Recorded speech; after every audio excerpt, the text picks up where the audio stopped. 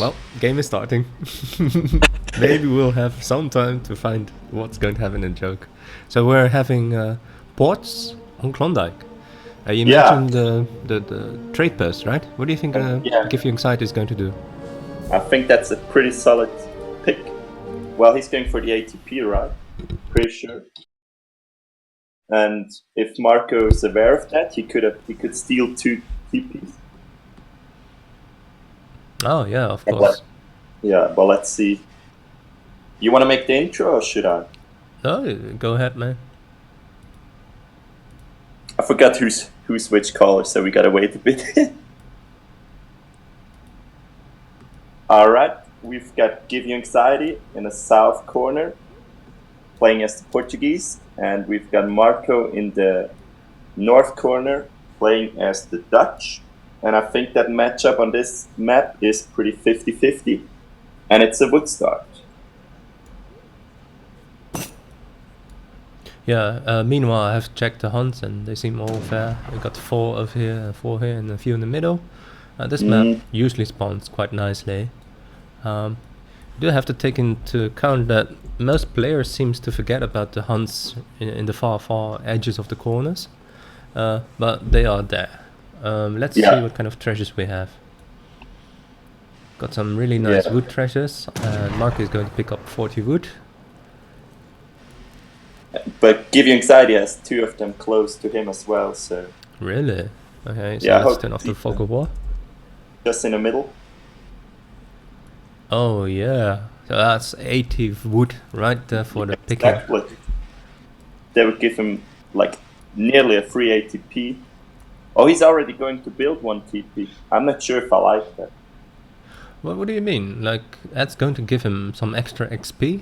And yeah, but if you're going to send ATP anyways, right? You could just wait till your TP just costs like 120 wood, and then get it. Hold on, wait. I'm not quite sure. Let me pause. Is that correct? Let me ask an admin. Yeah, it's right. What happened? Okay. Yeah, that's a normal start.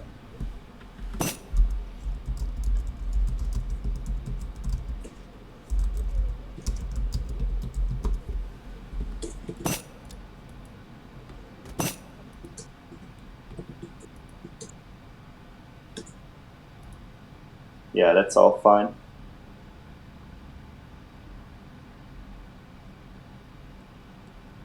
Marco's going to get some nice treasures again, giving him a nearly free villager already.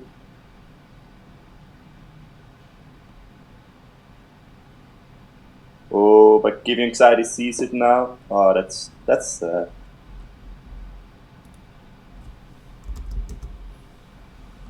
Okay. I'm really sorry. I was a bit distracted. Meanwhile, you have been doing quite a tremendous job. But according to the rules and according to the admins, I do have to ask you sadly to leave, Mungo. Oh yeah. We still can use this part as part of your application, and yeah, sure. You know, if you talk to McJim on Discord right now, maybe you can apply that way and come back later. So, but yeah, for see. For now, I have to ask you to leave. So thank you very much, Marco. Mungo. No problem. All right, have fun. Yep. All right. I'm terribly sorry about this. There was just some Discord happening coming through. So we do have the trade post being built, and Mungo has mentioned that it is perhaps better to wait for the ATP to kick in, making all the trade posts a bit cheaper.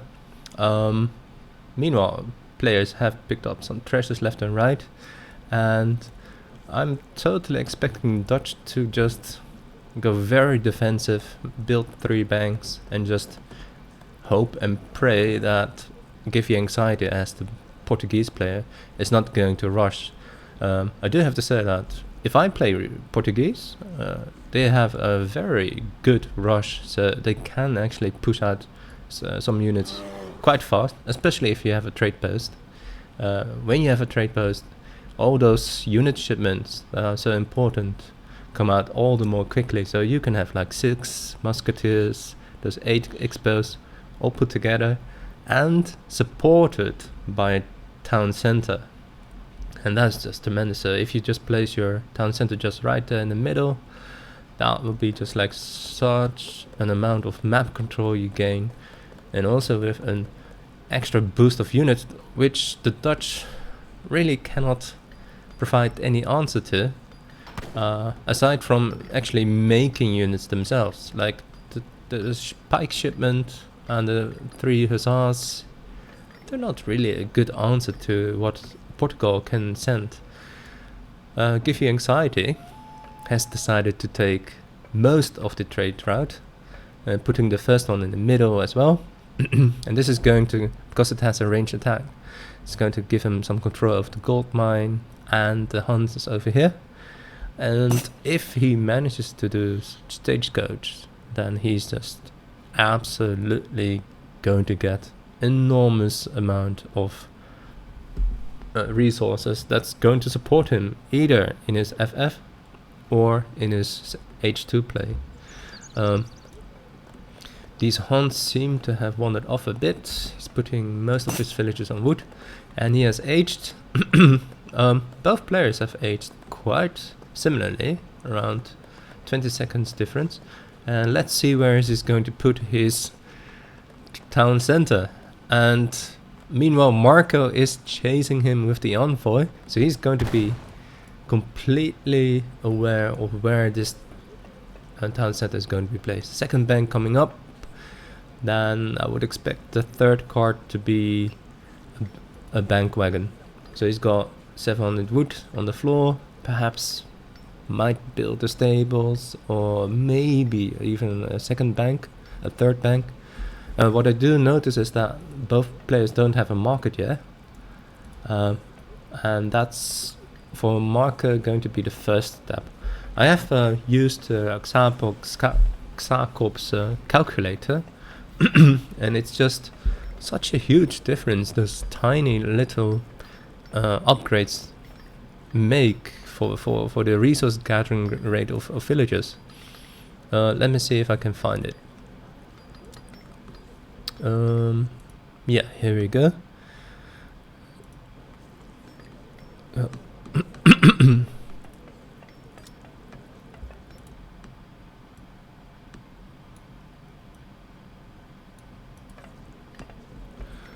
So it is 50 food per minute per villager, but that goes up. Oh, I have to put this on video. Goes up to 55 as soon as you have hunting dogs, and if you have steel traps, it goes up to 66. That's quite significant. Let me see. We have a full trade route for GiveUAnxiety, and yeah, at this point, Marco has to do something about this. Like he cannot just let this go. Like if he lets this go, then this is probably going to be like a GG before he actually can start his H3 boom.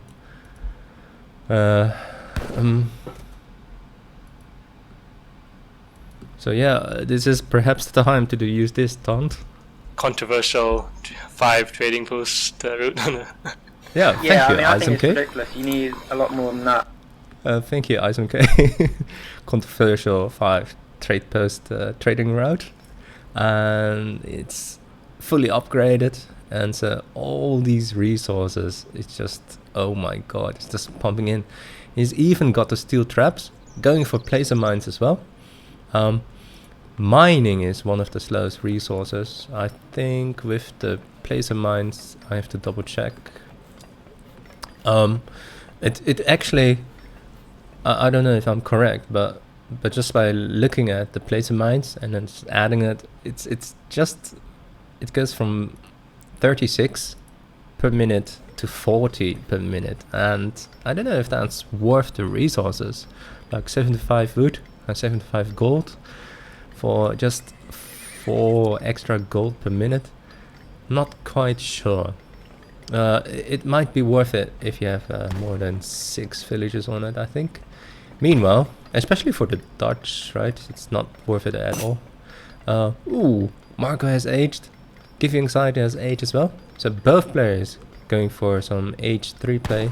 Third town center coming up around here, which is very defensive. He's provided a complete defensive line, all controlling at least these trade routes, the trade post, and a lot of food. He's not placed them near the coin mines, so I would have actually put it in the middle of the map and gain a bit more map control. Now, Dutch, of course, with, if I counted correctly, 5 banks, is just having an immense overload of gold now, and so I'm just going to hope that there's perhaps just 1 or 2 cannon play. I do love my falconets, and absolutely Dutch has the eco to support like a full falconet spam, but most players seem to opt for a router and skirmisher combination. We do have some goons on the field for GiveUAnxiety, and if these 2 units are going to meet, we're going to have our first battle in this rather very defensive start of this series. No, they completely miss each other. These 2 hussars are moving in for a short raid. They might be able to... No, these villages are too close to the town center, so it's just going to have like a bit of idling time, perhaps more skirmishes added, and I think this is the correct answer for what Portuguese has to offer. A nice group of skirmishes, not particularly with the hussars, but yeah, I would go with skirmishes, and perhaps, yeah, here I am saying it, perhaps a few cannons as well. Falconets, I love them. Meanwhile, this trade route remains uncontested, which perhaps might be a problem, because look at all the shipments. These have been all eco shipments, and that's going to offer him enough eco to support perhaps even a fast industrial. Right at the moment, these skirmishes provide some of a threat for the blue player, so he might just have to opt for an artillery foundry, which he has, and get some revolts out. Revolts together with goons, it's almost like an unbeatable mix. Like, you really do need a lot of skirmishers to deal with that, and yeah, hussars are fairly useless versus the goons, especially because these goons are carded and have a lot more hit points and a lot more attack. This I really do like. A few hussars coming out, trying to deal with these skirmishes. More skirmishes moving in from the north. Minutemen also trying to support this army, and I think double Minutemen pool plus robots, if this one is in range, that would also help. And all these skirmishes are going down, there's no doubt about it. These villagers could be inside the town center, and I would feel that they would be more comfortable inside the town center, but nonetheless, enough goons are still left to deal with this tiny hussar mass. And I think he's got like around 12. How much are there? 21. He's got about 21 units left. And so, would you push this? Would you push this? I wouldn't. Like, oh, he's perhaps going to catch these, at least one of these balls. That's really nicely done. 2 of them actually going down. That's exactly what the red player needed, like just to kill these robots. If these robots would have been behind here, they would have been able to do so much damage to this army, but they've been cut out really nicely. Even the GiveUAnxiety, supported by this complete stagecoach route, has got more units at this moment. It does seem that Marco pulled off like a little nice hat trick over there by killing off these 4 revolts. So that was quite nice for him.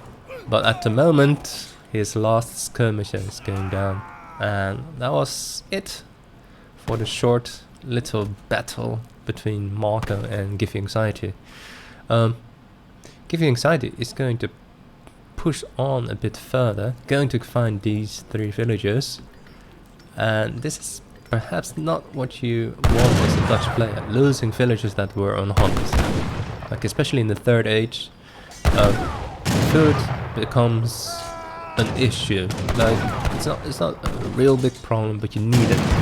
You need to have enough food to support your unit production, and if you don't have it, for instance now, if you don't have the hunts anymore, and he's running out of hunts. I don't know if he knows that there's 1 hunt here, but it's rather unsafe as it is. If you don't have the food, yeah, you're just going to rely on coin heavy units and perhaps relegated to building mercenaries. Well, the old trusted, reliable router skirmisher mix is going to deal really nicely with these guns. The guns are a lot stronger now. 280 versus 168 hit points. 30 range attack versus 16 range attack. So even though he's got an equal amount of routers and guns, these guns are just so much stronger. So he does need these skirmishers to deal with that. 3 more robots, and this is really where this ATP route is pushing in, right? Like, he's just remassed so quickly. These villages here were moved away, but they're just turning back because GiveUAnxiety knows, like, these skirmishers are not going to form any threat to him. I would have liked to see these guns slightly in melee mode. I think, yeah, he's put them in melee mode. This is just really nice play. Just the first line is put in melee mode and the rest is just still in normal mode, shooting from range. More skirmishes coming in. Marco is sitting on quite a lot of resources, but he doesn't seem to have enough mass gathered to make a real difference. And yeah, am I being silly here in saying, like, okay, why the coin? Why no cannons? And yeah, perhaps go for berries. Like, the berries, arguably one of the worst food sources. I think it's 50 food per minute for a villager. Very, very slow compared to hunts. But still, a lot safer option than hunting over here, I would say. Lots of gun on the field. Let's take a look how many there are. It's got 25 versus 16, and especially because the hit points difference is so large. More robots moving in as well, and this, if you see this on the field, that's just going to be really hard to deal with.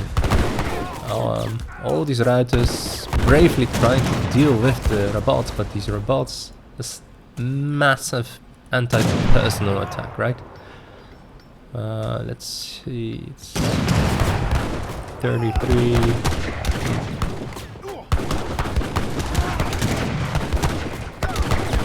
Yeah, and indeed, and here, even though with EP Dutch, you can see that this uncontested trade route, right? And what ISMK rightly said so. Controversial 5 trading post route. Yeah, I mean, I think it's ridiculous. You need a lot more than that.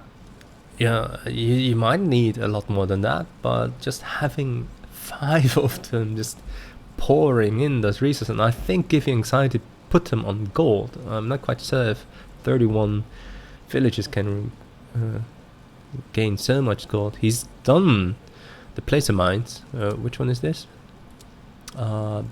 Which offers a bit more, I think. If I add that to it, then the coin gathering gets to 47 coins per minute, and without it it's 40 per minute. And so yeah, the base is 36 coin per minute per villager, and if you have both upgrades it goes from 36 to 47, which is quite nice. Don't know if it was necessary. He's got all those trade posts. Let's see. Yeah, here you see Port's just booming mad, and yeah, all these resources are pouring in. Heavily outmassed on food. Oh, so clearly he's put those trade posts on wood. I've got a lot of wood and just a tremendous amount of coin, almost close to Dutch. That's quite interesting. So, well, let's take a look at the military. Well, in the beginning they were quite even, and at the first battle it looked like Marco was applying some good pressure. You see that halfway through, when the eco of the Portuguese player is starting to kick in, that Marco cannot remass his units fast enough, or as fast as the Portuguese player. Here you see like clear difference, 80 versus 48, and then these revolts are just kicking ass, killing the majority of his army. So really nice played, well planned by GiveUAnxiety, and I do like how he's executed it perfectly almost, and with that trade route just being uncontested for such a long time, just kept on giving him extra. Ooh, that's quite weird. The map should be Thar Desert, I think.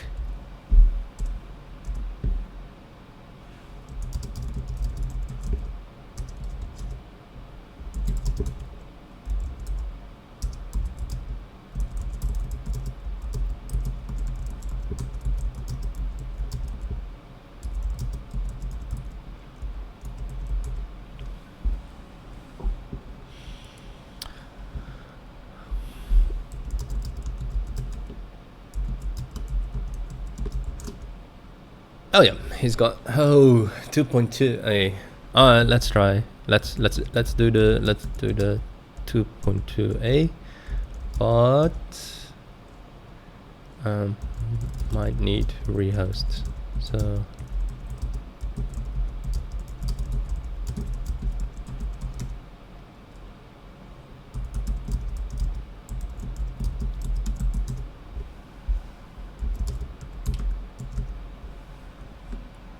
I'm fine with it. Meanwhile, let's take a look.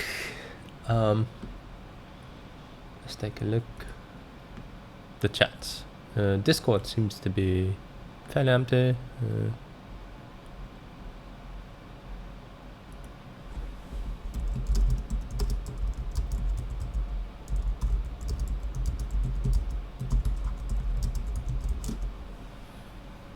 There we go. Well, I'm quite pleased to see that there's this match has garnered a lot of interest from our loyal followers on ESOC. I mean, 70 viewers on a odd Thursday afternoon at 4 o'clock, while most people, ordinary people, should be working or attending school. It's quite a lot, I would say. So thank you very much. Welcome to everyone. My name is Radix. Brooke G has indeed mentioned that Radix means root, but it's a potato actually.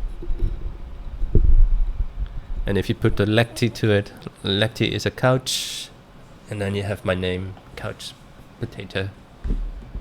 Oh, sorry, I was looking at the chat.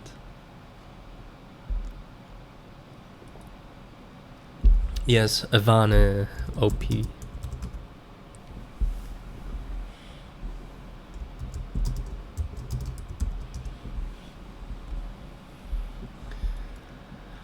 Right, so next match. So GiveUAnxiety has won.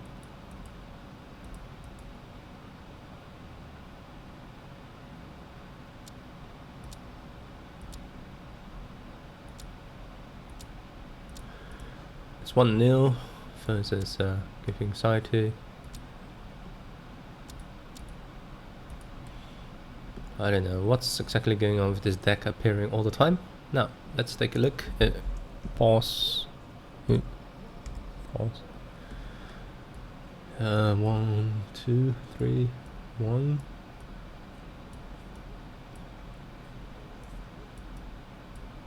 His hunt is really close. This one is a bit far off. Got the elephants.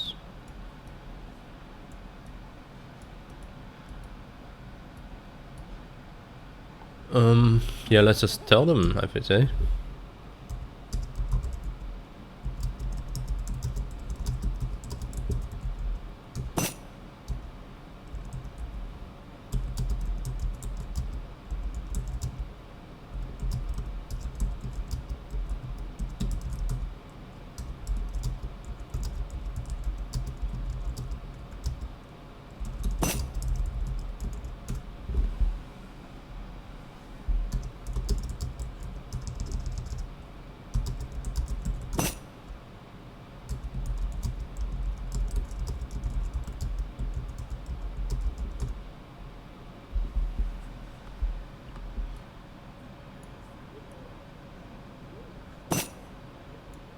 Alright, good. So, good luck to all the gentlemen here. We have checked the hunts, 3 here, 3 here, a bit spread out, but we do have here the elephants, and here are the other elephants and the other hunts, and there's the stray of elephant batch here. So it seems that most of the hunts have spawned in the correct places. Both players moving to the north, because I think if you know the map, that's where all the goodies are. And we can see here, indeed, there's this lovely treasure of 90 wood guarded by 2 lions. With some proper microing, you can have both of those lions down quite quickly. 10% reduction in cavalry training, which is quite substantial. It's something I would definitely go for.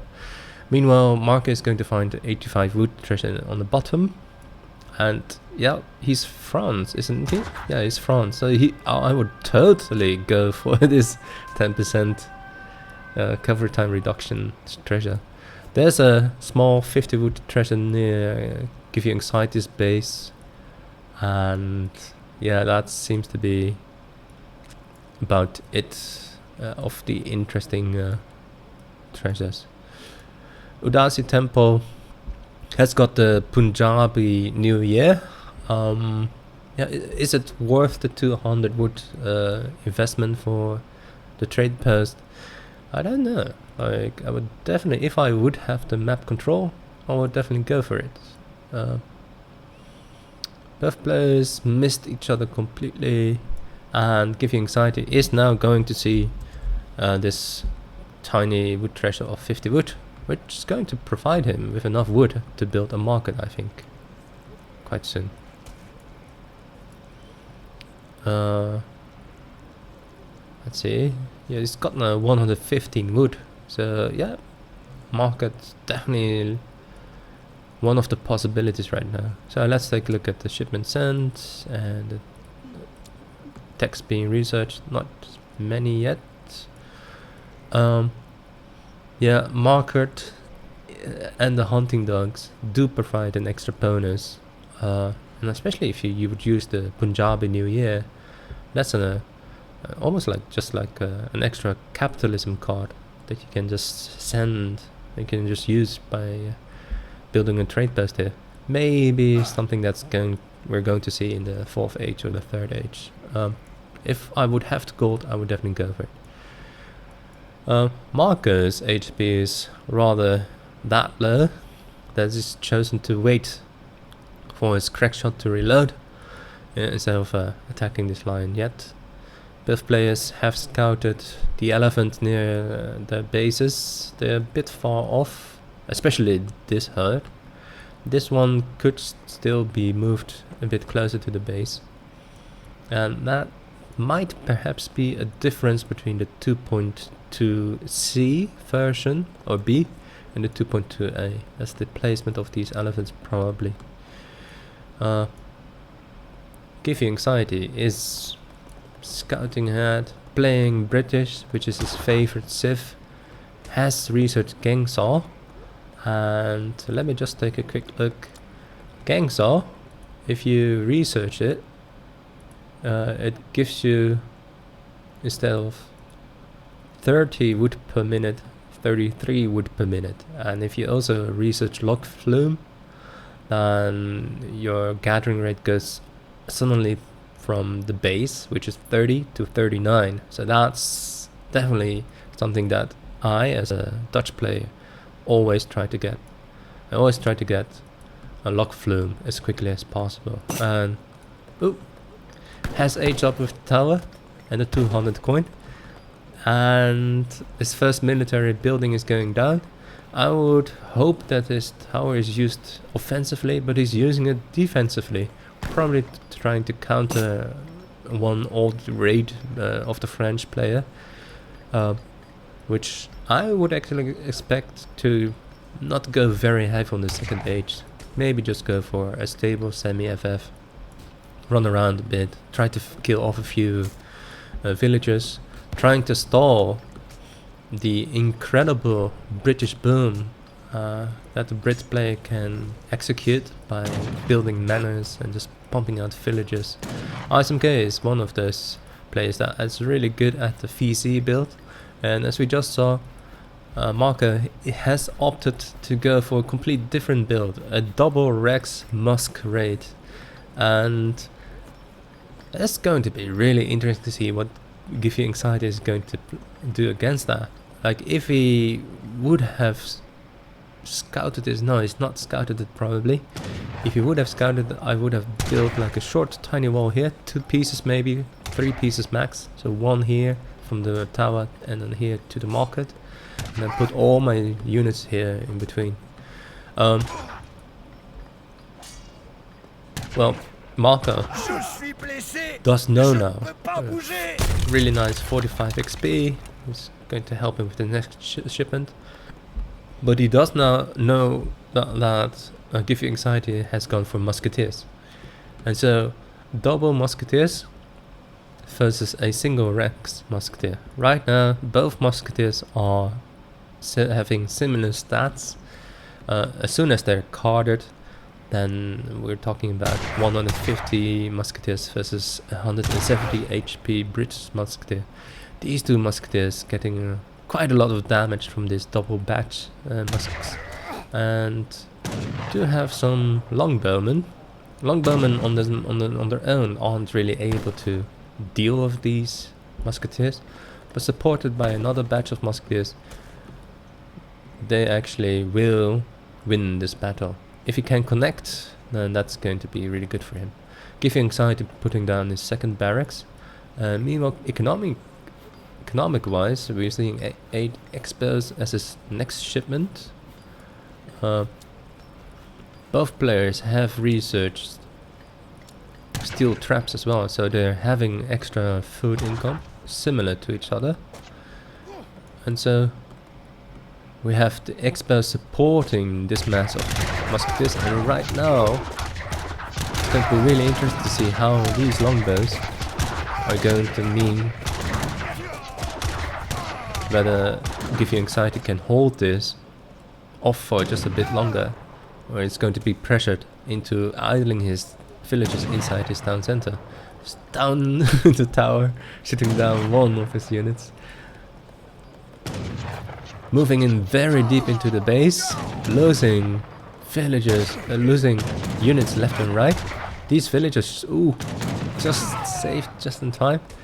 It's just really OP 2 musketeer batch. Might perhaps be an indication of how much food GiveUAnxiety is desperate for.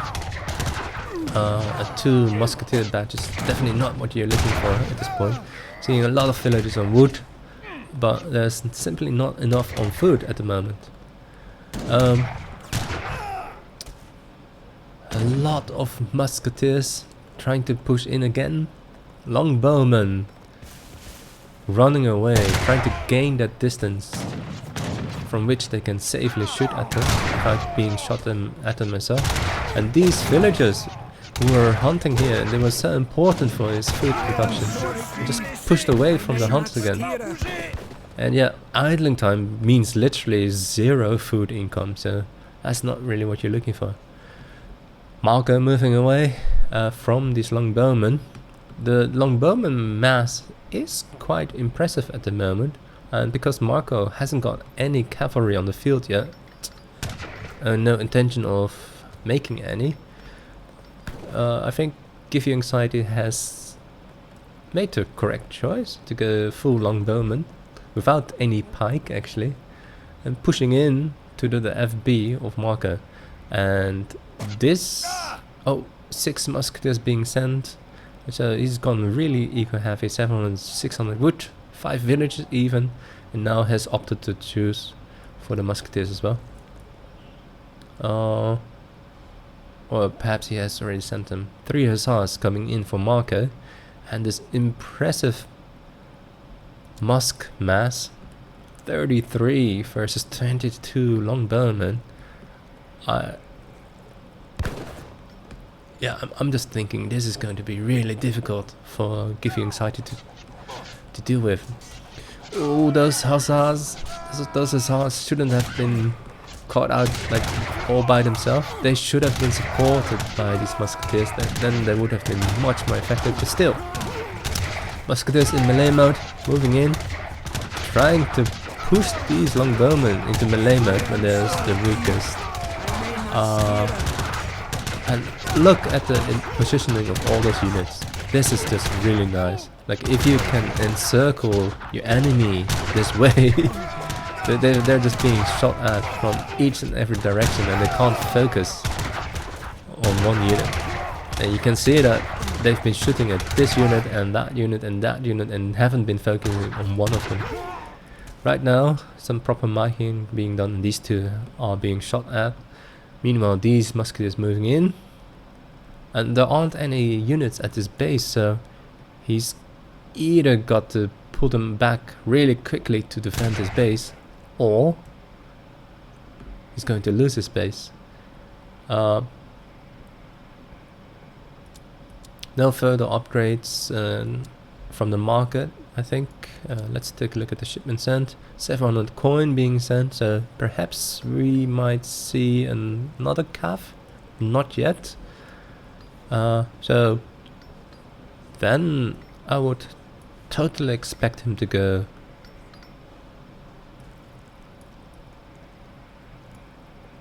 let's take a look in the queue. I would actually have said, like, he's gone for another batch of musketeers. I would actually have gone for perhaps trying to age up, but he's added a few more units, and so he's got now. Where are the rest of his units?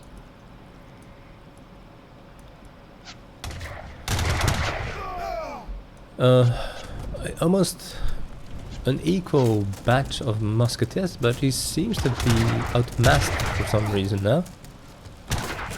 Definitely a lot more units here for GiveUAnxiety. His eco is also a lot stronger, of course, because of the unit of the villager differences. Minute 12. Oh, there is the other part of the arc. At minute 12, we're having 45 villagers for the Brit player and 28 for the French player. Which means that GiveUAnxiety hasn't gone for a full mana build. And again, do you see what I mean? Like, again, being shot at 2 different sides. It's really effective. These musketeers have been carded, so they have more range attack. 26, 30 versus 23. I would definitely hope for the second HP card to come in very shortly. It's almost there, it's almost got a shipment. And then these musketeers will be so difficult to deal with. And at this point, I would say that having pure musketeers, yeah, even though France can gather right very quickly, and perhaps certainly at the start out-gather Brit, right now he's booming so hard. It's got almost 50 villages. And yeah, the pressure being applied here at this front base is clearly an indication of the troubles that Marco is going through. These musketeers moving here, trying to check out if there's any on the coin mines. These villagers moving all the way out to the side of his map and hunting on that. There is another hunt at the bottom as well. And he's just chosen to deny him these hunts. Oh, that's some proper really nice placement of these longbowmen. Shooting at the repertoire from range. And yeah, there's a short musketeer right at the bottom. Almost similar to what happened over here.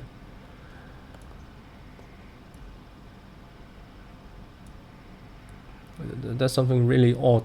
Like, see this army? I cannot see them on the on the minimap. In any case, this mass of armies, 700 coin being sent.